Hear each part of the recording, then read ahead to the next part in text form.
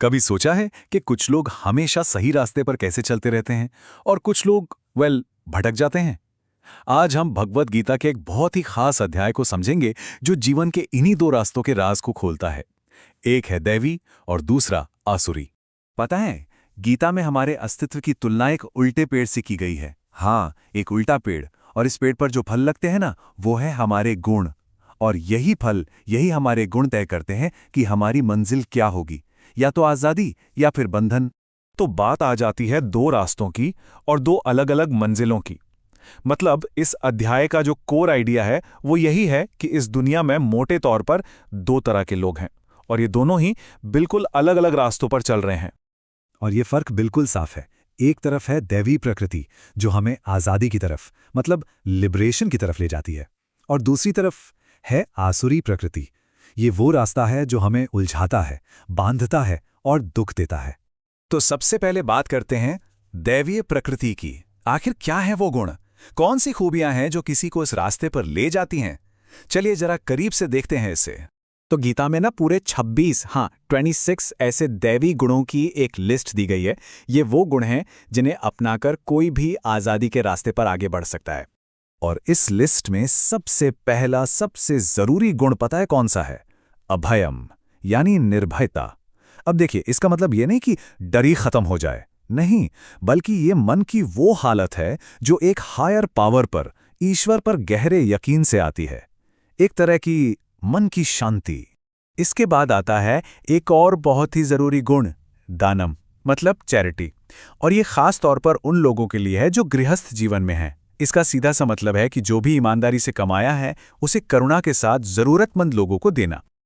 अब जो सबसे इंटरेस्टिंग बात है वो ये है कि ये गुण सबके लिए एक जैसे नहीं बताए गए हैं। मतलब लाइफ की अलग अलग स्टेज और रोल के हिसाब से कुछ गुणों पर ज्यादा जोर दिया गया है।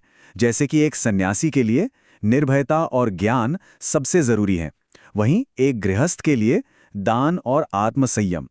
ये बहुत प्रैक्टिकल अप्रोच है ना। तो ठीक है, ये तो हुई दैवी गुणों की बात, लेकिन जैसा कहते हैं ना, हर सिक्के के दो पहलू होते हैं। तो फिर आसुरी मार्ग क्या है? कौन सी बातें हैं जो किसी को इस रास्ते पर ले जाती हैं? चलिए अब इसे समझते हैं। तो अब आते हैं आसुरी प्रकृति के विश्लेषण पर। यहां पर जो मानसिकता है ना, वो दैवी प्रकृति से बिल्कुल एकदम उलट है। गीता में उनके सोचने के तरीके के बारे में बहुत गहराई से बताया गया है। ये देखिए, यहाँ फर्क एकदम शीशे की तरह साफ है। जहाँ एक तरफ सरलता और विनम्रता है, वहीं दूसरी तरफ दंभ, मतलब प्राइड और अहंकार। जहाँ एक तरफ अहिंसा है तो दूसरी तरफ कठोरता। ये बिल्कुल एक दूसरे के ऑपोजिट हैं। इन लोगों का दुनिया को देखने का नजरिया ही बिल्कुल अलग होता है। उनकी नजर में ये दुनिया झूठी है, इसका कोई आधार नहीं है, कोई भगवान नहीं है जो इसे चला रहा हो। उनके लिए सब कुछ बस लस्ट यानी कामेच्छा से पैदा हुआ है, और दुनिया को नष्ट करने वाले कामों में ही ये लगे रहते हैं। और पता है, गीता में उनके मन की बात भी बताई गई है। वो अंदर ही अंदर क्या सोचते हैं, कुछ इस तरह: आज मैंने इतना कमा लिया, कल और कमाऊंगा, ये सब मेरा है, अगले साल तो और भी मेरा होगा। ये जो कभी ना खत्म होने वाली भूख है ना, और मैं और मेरा की जो सोच है, वही इनकी पहचान है। और ये सोच यहीं नहीं रुकती, ये और भी आगे जाती है। मैंने इस दुश्मन को खत्म कर दिया, बाकियों को भी कर दूंगा, मेरे जैसा तो कोई है ही नहीं, मैं ही भगवान हूं। मतलब ये अहंकार इतना बढ़ जाता है कि वो खुद को ही भगवान समझने की भूल कर बैठते हैं। तो सवाल ये है कि आखिर इस आसुरी रास्ते का अंजाम क्या होता है और इसकी जड़ क्या है? गीता में इसके लिए कहा गया है नरक के 3 द्वार। जी हाँ, ग्रंथ में 3 ऐसे फैक्टर्स बताए गए हैं जो आत्मा को नीचे गिराते हैं, और इन्हें ही नरक के 3 द्वार कहा गया है। ये हैं काम यानी लस्ट, क्रोध यानी एंगर, और लोभ यानी ग्रीड। ये 3 वो सबसे बड़े दुश्मन हैं जिनसे हर समझदार इंसान को बचना चाहिए। और मजे की बात यह है कि ये तीनों आपस में जुड़े हुए हैं। बड़ा सिंपल सा कनेक्शन है। देखिए, जब काम यानी इच्छा पूरी नहीं होती तो वो क्रोध यानी गुस्से में बदल जाती है, और अगर वो इच्छा पूरी हो जाए तो वो लोभ बन जाती है, मतलब और ज्यादा पाने की चाहत।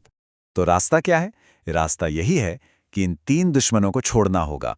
इनको त्यागना ही सेल्फ रियलाइजेशन की तरफ पहला कदम है। जब कोई इन तीनों पर काबू पा लेता है, तभी उसका मन शुद्ध होता है और वो अपनी असल मंजिल की तरफ बढ़ सकता है। तो आखिर में ये पूरा ज्ञान हमें एक चौराहे पर लाकर खड़ा कर देता है। एक तरफ वो रास्ता है जो आज़ादी की तरफ जाता है और दूसरी तरफ वो जो बंधन में जकड़ता है। सवाल सिर्फ एक है, हम अपने अंदर कौन से गुणों को चुन रहे हैं, कौन से गुणों को सींच रहे हैं। फैसला हर किसी को खुद करना है।